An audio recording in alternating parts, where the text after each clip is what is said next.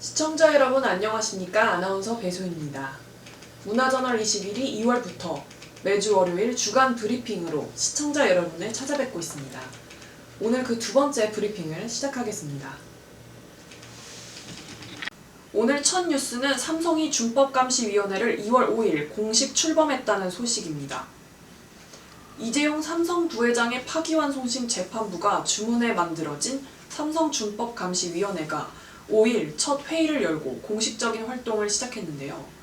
전직 대법관을 위원장으로 대검 차장검사, 소비자 단체 대표와 사무총장, 교수 등이 위원으로 참가했습니다. 이재용 부회장의 파기환송심 재판부인 서울고등법원 형사 1부는 삼성준법감시위의 활동을 검증하기 위한 3인의 전문심리위원제를 도입하기로 했습니다. 하지만 일찍이 재판부가 형사 피고인인 재벌 총수를 상대로 준법 경영을 위한 조치를 내놓으라는 식으로 요구한 것은 매우 이례적이라 이재용 부회장 봐주기 아닌가 하는 논란이 일고 있습니다. 실제 노조와 시민사회에서는 삼성의 준법감시위는 곧 이재용 부회장에게 무죄 선고의 길을 열어주기 위한 작업이라는 의심의 눈길을 보내고 있는데요. 법적 근거나 강제력 없는 외부 감시 기구를 만들 것이 아니라 지배구조를 투명하고 독립적으로 개선하는 게 먼저라는 지적입니다. 다음 소식입니다. 험지 출마 프레임 속에서 좌고우면하던 황교안 자유한국당 대표가 7일 오후 결국 정치 1번지 종로에 출마를 선언했습니다. 그간 황 대표의 종로 출마 관련 행보는 이낙연 전 총리와의 일전에서 낙선을 염려해 험지를 피하는 모양새였습니다. 때문에 적어도 현직 당대표로 보수 진영의 수장을 자처할 생각이었다면 종로로 출마해 이기든 지든 치열하게 경쟁하고 장렬히 전사하는 모습을 보여야 한다는 주문이 끊이질 않았습니다. 황교안 자유한국당 대표가 종로 출마를 선언한 것과 관련해 각 정당에서는 다양한 반응들을 내놓았습니다. 여당인 더불어민주당에서는 멋진 승부를 기대하고 있다는 입장을 내놓았고 등 떠밀려 종로에 출마할 것이라 예측했던 박지원 의원은 경의를 표한다면서도 이낙연 후보가 당선되도록 열심히 응원하겠다고 밝혔습니다. 보수 진영에서는 진심 어린 응원이 쏟아졌습니다. 홍준표 전 자유한국당 대표는 자신의 SNS를 통해 늦었지만 황 대표의 종로 출마로 수도권은 황 대표와 오세훈 전 서울시장이 우리 당 붐을 일으킨 것으로 기대한다고 호평을 내놨습니다. 황교안 자유한국당 대표는 7일 기자회견을 통해 저는 모든 것을 넘어서 반드시 총선 승리를 이겨내겠다며 종로의 선거로부터 시작해서 총선 승리로 이끌어가겠다. 혁신과 통합의 불쑤시개가 되겠다고 선언했습니다. 이번에는 신종 코로나 바이러스 관련 황교안 자유한국당 대표와 안철수 전 국민의당 대표의 행보가 구설수에 오르고 있습니다. 두 대표가 나란히 시사협회를 방문하는 모습이 공개되면서 화면의 사진처럼 두 사람이 마치 하나로 겹쳐지는 데칼코마니 정치쇼를 한다는 지적이 나오고 있습니다. 안철수 전 대표는 6일 오전 서울 용산구 대한의사협회를 방문해 간담회를 갖고 최대집 의협회장으로부터 신종 코로나 바이러스 관련 설명을 들었습니다. 이날 안 전 대표는 현장에서는 많은 분들이 최선을 다해 국민을 보호하고 있는데 정부의 대응이 한 발짝씩 좀 뒤떨어져 있어 아쉽다는 전문가의 말을 들었다면서 정부 불신 발언을 쏟아냈습니다.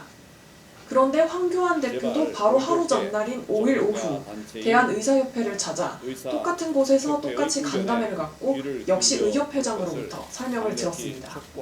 화면에 비친 두 대표의 방문 이미지에는 하루 사이에 사망자 수와 확진자 수가 대거 늘어나 종합 상황판에 쓰여진 숫자만 달랐지 다른 모습은 판박인데다 격려의 말도 의료인들이 계셔서 든든하다거나 의협에서 지적해주신 부분이 반영될 수 있도록 힘쓰겠다라거나 혹은 정부 대응이 한 발짝씩 늦다는 등의 똑같은 말을 했다고 합니다.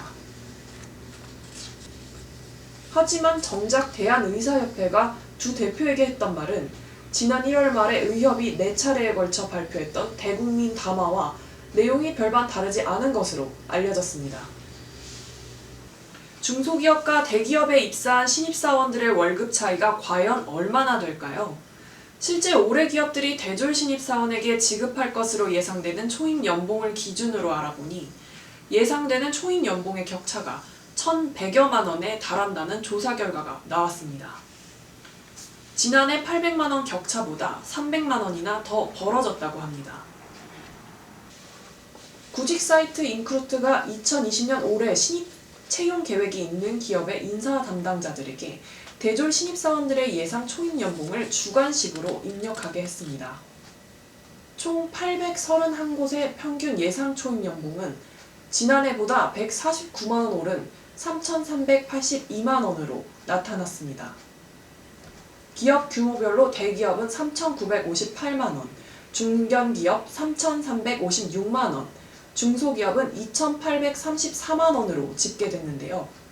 지난해 1월 조사 결과 대기업이 3,576만 원, 중견기업 377만 원, 중소기업 2,747만 원이었던가 비교해보면 대기업 초봉이 10.7% 오르는 동안 중견기업은 오히려 0.6% 줄었고 중소기업은 3.2% 상승하는 데 그쳤습니다. 특히 대기업과 중소기업 간의 격차가 지난해에는 829만 원이었으나 올해는 1,114만 원으로 더 벌어진 것으로 조사됐습니다. 이를 세후 월급으로 환산해보면 대기업은 월 289만 원, 중견기업 249만 원, 중소기업 212만 원의 실수령액이 예상되고 있습니다. 대기업에 취업하느냐 중소기업을 선택하느냐에 따라 입사와 동시에 1,100만 원의 연봉차를 감수해야 한다는 건데요. 그럼에도 불구하고 최근에는 소신껏 중소기업을 택하는 청년들도 많다고 하니까 결국에는 선택의 문제가 아닌가 싶습니다. 이번에는 간단한 문학의 소식입니다. 프랑스 대통령이 고종에게 선물한 꽃병이 있다고 하는데요. 1888년 프랑스 사다 카르노 대통령이 고종에게 선물했다는 화병, 과연 어떻게 생겼을까요? 프랑스 국립세브르 도자 제작소에서 만든 대형 꽃무늬 화병이 바로 프랑스 대통령이 고종에게 선물한 것으로 알려졌습니다. 국립고궁박물관이 그동안 소장하고 있던 유물 중 근대 서양에서 들어온 생활유물과 왕이나 관리의 얼굴을 그린 왕실회화 유물들을 정리해서 서양식 생활유물과 궁중서화 2등 2종의 도록으로 발간했는데 바로 이 왕의 꽃병을 실물 전시도 병행한다고 합니다. 이 서양식 생활유물 도록에는 근대기 조선 왕실과 대한제국 황실에서 썼던 서양 식기와 장식용품, 욕실용품과 주방 도구 등을 주로 소개하고 있는데요. 서양식 생활유물 중에는 식기류가 많은 비중을 차지하고 있어서 당시에 유입되었던 서양 식문화를 짐작해 하고 있습니다.